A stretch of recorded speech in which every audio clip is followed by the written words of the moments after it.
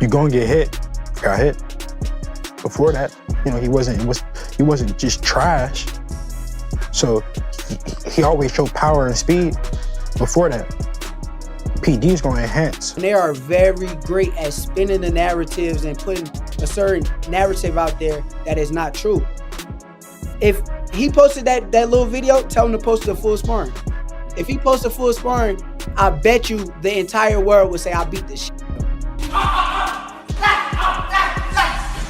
Yeah. He just capping for like social media. Like he not gonna be like realistic about the situation. The thing, like the behind the scenes shit, like I talk to these people behind the scenes too. It ain't like he's the only person who's having conversations behind the scenes. I know the full numbers of everything. Devin Haney released sparring footage of Keyshawn Davis dominating Shakur Stevenson, escalating their rivalry and further increasing the ongoing tension between them.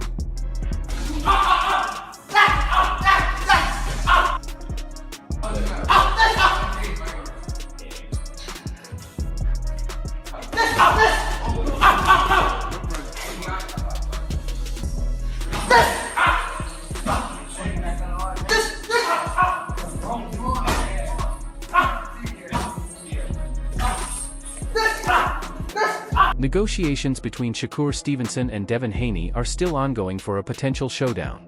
Shakur has stated that he's willing to take the lowest purse of his career, as he values the challenge and importance of stepping into the ring with Devin. Video of you two sparring, and you can hear you say, I guess after one round, like, yo, that's it, I'm tired, I'm done. Did you watch the video though?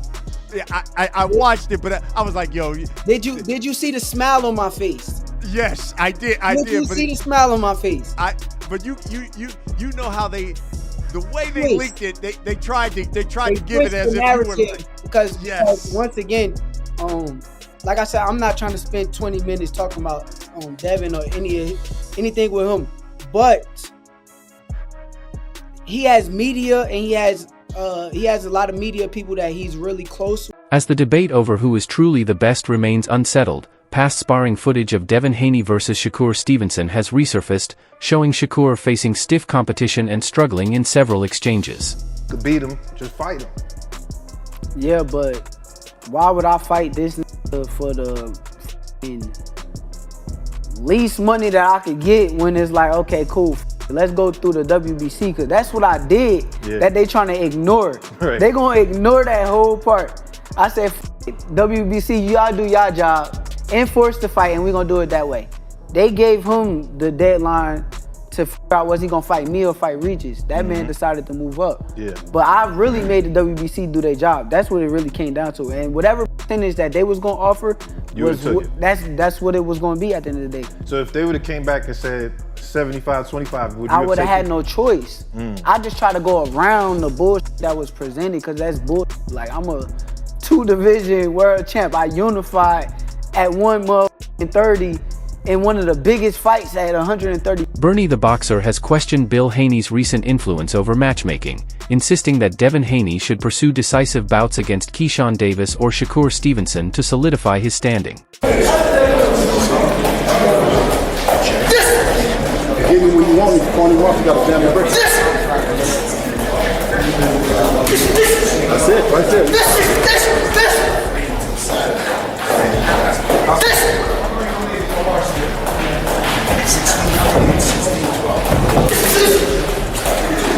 Tensions within the boxing world continued to escalate after new sparring footage surfaced online. The leaked clip quickly ignited debate among fans and insiders, adding fuel to an already intense rivalry. An insider posted on X, stating, "It has been revealed by a close personal source of mine, who is close to Keyshawn Davis's team, that Keyshawn Davis consistently outperformed Shakur Stevenson in sparring sessions." After the footage was leaked, Shakur Stevenson and Keyshawn Davis reportedly got into a heated argument earlier this morning over not posting the full session. Rumor has it that if Keyshawn Davis defeats Devin Haney and Shakur Stevenson defeats Ryan Garcia, they could eventually face each other. Bernie the Boxer discussed the dynamic between Keyshawn and Devin, noting that Keyshawn has been vocal about wanting a fight with Devin.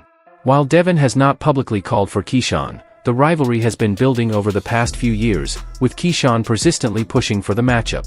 Bernie explained that Keyshawn's true breakout opportunity was expected to be against Teofimo Lopez, particularly following the Edwin de Los Santos bout, which could have significantly elevated his career.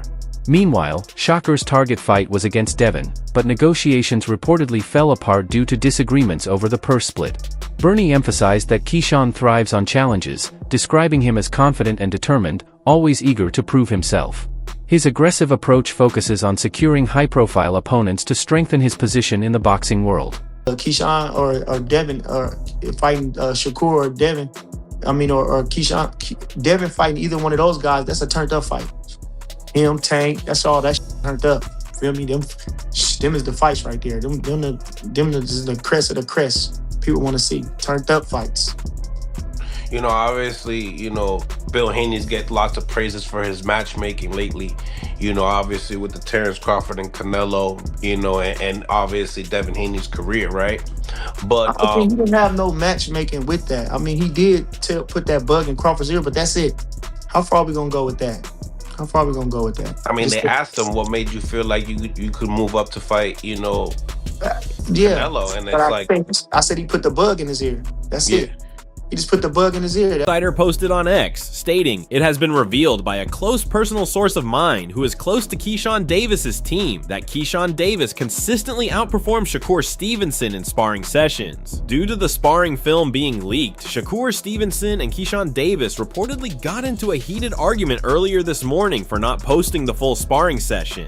Rumor has it that if Keyshawn Davis defeats Devin Haney and Shakur Stevenson defeats Ryan Garcia, they might." Dawood Bey shares his perspective on a potential matchup between Keyshawn Davis and Devin Haney.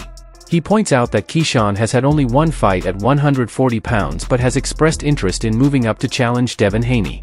Bey praises both fighters' performances in their respective weight classes, describing them as phenomenal, yet he leans toward Haney because of his experience and defensive abilities. Haney has faced seasoned opponents, which gives him an advantage over Keyshawn, who, despite his talent, may find it difficult adjusting to the higher weight division. Keyshawn been talking about Devin. He wanted with Devin. Keyshawn asking for Devin. Devin ain't asking for Keyshawn. Keyshawn asking for Devin. They've been having a little rivalry for the last little couple of years now. And so, you know, he just, like he said, you know, he calling for him. Like I told him, I said, your fight really is with Tio. Your fight was really with Tio. That was the fight that was going to propel you, had you know what I'm saying, went through with the De Los Santos fight. That was your fight, you know, and that's just what happened, you know. But now, like I say, and Shakur's fight was with Devin. You know, they didn't make the fight because they couldn't come up with the split. See them both fight. Keyshawn is a guy that like to take on challenges. You know, he's very brash. Bey emphasizes the size difference between the two fighters, noting that Devin Haney is naturally the bigger fighter, and that moving up in weight immediately would be a significant challenge for Keyshawn Davis. He highlights that a straightforward fight, without any weight clauses, would favor Haney. Stylistically, Keyshawn is known for his excellent timing, but Bey believes that Haney's overall skill set, experience, and ability to handle bigger opponents give him the edge. While Keyshawn can pose problems for certain fighters, Bey thinks that Haney's versatility, size, and defensive abilities would likely allow him to control the fight, making it difficult for Keyshawn to secure a win at this stage in his career. Only had one fight at 140. Now he wants to go up and fight Devin Haney. It's a fight that Keyshawn always said that he wanted. Debo looked phenomenal. Keyshawn looked phenomenal, but at different weights. What's your thoughts on it if that would occur next? I got Haney. Haney been in there with better people. I think Haney got a better defense. I think Keyshawn is a good fighter. But I would lean towards Devin, his experience and some of the things he's been through. I lean towards Devin. Is it a mistake just moving up right away to face Devin? Not necessarily getting acclimated to the weight. Devin's a naturally bigger guy. Big bro, not by much. Big bro, little bro bigger than big bro. The analyst points out that Devin Haney is completely free and available, making a potential fight with Keyshawn Davis very realistic. Keyshawn impressed in his last bout, decisively defeating Jermaine Ortiz, a feat that fighters like Vasily Lomachenko were unable to accomplish. This strong performance makes him a credible opponent, and the analyst urges promoters to make the matchup happen. While Ryan Garcia is preparing for his upcoming fight with Mario Barrios, the analyst suggests that Devin could face the winner later. However, the analyst personally considers Ryan to be unpredictable, uncertain whether he will take his training seriously or approach the fight with consistency, comparing it to a Julio Cesar Chavez Jr. situation. Shakur? Yeah, he getting in the way of it. Because you see what they just was talking about it. Oh, you know, Shakur, what's up with that? Shakur, like, weight clause. You know what I'm saying? If I'm Dev, I ain't the weight clause. So you gotta fight me straight up. So then, little bro right here, he bigger than me. We all around the same size, but they probably are suited. They probably more so the same size. Shakur might be a tad smaller than Devin, like not smaller than him, but you know what I'm talking about. Yeah. They be like 10 pounds apart in person. And like walk around with you. Yeah, they be like that in person. Like that's how Salim is. He's smaller than a lot of people, but he's like fight weight wise, yeah, but like they just be a little bit bigger. I think Dev is probably a little bit bigger than Shakur. At the same time, if I'm Dev, I'm not taking no weight cut or none of that. Shakur, you gotta fight me straight up. Like I ain't trying that. The analyst stresses that the Haney vs. Keyshawn fight should be prioritized, as it offers a clear and compelling matchup. He also emphasizes the significance of seeing top young Black American fighters face off against each other. He believes that fights featuring black boxers in both corners are often underrated compared to more traditional rivalries, such as Mexico versus Puerto Rico. Such matchups, according to the analyst, would not only showcase the fighters' talent fairly but also generate exciting competition and provide fans with meaningful bouts. These fights would highlight the skill, potential, and marketability of emerging stars in boxing today. A1. This is A1 steak sauce. Reason being, as we know, Devin is not occupied. Devin is a free, like he's free to the runway is open. This fight can happen. Keyshawn got through his last challenge. Jermaine Ortiz did it in fashion, got to knock out nobody from Loma to Tio. None of them knocked out Jermaine Ortiz. Make this fight happen. Ryan is about to fight Barrios. If Devin did fight the winner of that, cool. If it is Ryan, a lot of people want the rematch. But I feel like Ryan is, this is my personal opinion, Ryan is super iffy. Super iffy. So you don't know what to expect with him. An analyst recently shared his perspective on Keyshawn Davis and his confidence across multiple weight classes. Davis has made it clear that he considers himself dominant from 140 to 147 pounds, expressing interest in facing Jermaine Ortiz before potentially moving up to the welterweight division. The analyst highlighted that Davis has delivered impressive performances at various levels, demonstrating his speed, timing, and technical skill, all of which establish him as a formidable contender in the sport. That can ideally happen at any time. Give me this. I want you to pick on me. Tell Debo come this way. Tell Debo come this way. I want you to pick on me. What you talking about? What you talking about with it? You know what Craig did to him.